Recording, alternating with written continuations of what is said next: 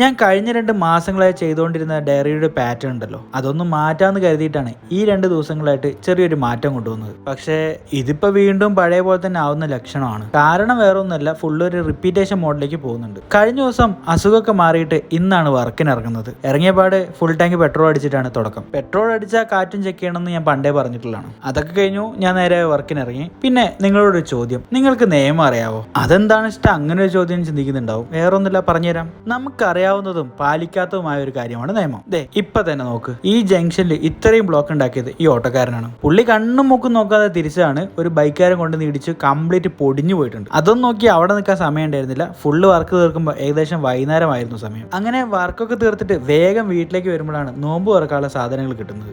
അത് പറഞ്ഞില്ലല്ലോ, ഇന്ന് എന്റെ 2ാമത്തെ നോമ്പ് പറയാണ്. ഇതിപ്പോ ഓൾറെഡി 10 എണ്ണം കഴിഞ്ഞിട്ടുണ്ടെങ്കിലും എനിക്കിത് 2ാമത്തെയാണ്. ഞാൻ അങ്ങനെയാണ് എടുക്കാറുള്ളത്. കഴിഞ്ഞ 2 ദിവസം വീട്ടിലായതുകൊണ്ട് പിന്നെ എടുക്കാനും പറ്റിയിട്ടില്ല. അത് അങ്ങനെ എടുത്ത് തീർക്കാനാണ് സാധാരണ പതിവ്. പുറത്തേക്ക് ഇറങ്ങാൻ തുടങ്ങി കഴിഞ്ഞാൽ പിന്നെ അത് കറക്റ്റായിട്ട് കിട്ടാറുണ്ട്. ഇതിപ്പോ ഈ പ്രാവശ്യം എത്ര കിട്ടുമെന്ന് എനിക്കൊരു ഐഡിയ ഇല്ല. പിന്നെ വേറൊരു കാര്യം എന്ന് വെച്ചാൽ എല്ലാ നോമ്പ് പറയും റോട്ടുമെന്നായി പോകുന്നുള്ള ആശങ്ക മാത്രമേ ഉള്ളൂ. വീട്ടിലെത്തിക്കാണ്ട് എനിക്ക് 2 വർക്കുകൾ ചെയ്തു തീർക്കാണ്ടായിരുന്നു. ഒന്ന് ലെഡ്ജറും ഒന്ന് ഡയറിയും. വിട്ടുപോയ 14 ദിവസത്തെ ഡയറികൾ ഞാൻ ഇന്നലെ ഒരൊറ്റ ദിവസം ഇരുന്നാണ് എഴുതി തീർത്തത്. ഈ ചെയ്തു വെച്ച ഡയറി കുറിപ്പുകൾ ഉണ്ടായിരുന്നതുകൊണ്ട് സിമ്പിളായിട്ട് എഴുതി തീർക്കാൻ പറ്റി. പക്ഷേ കുറെ സമയം എടുത്തു മാത്രം.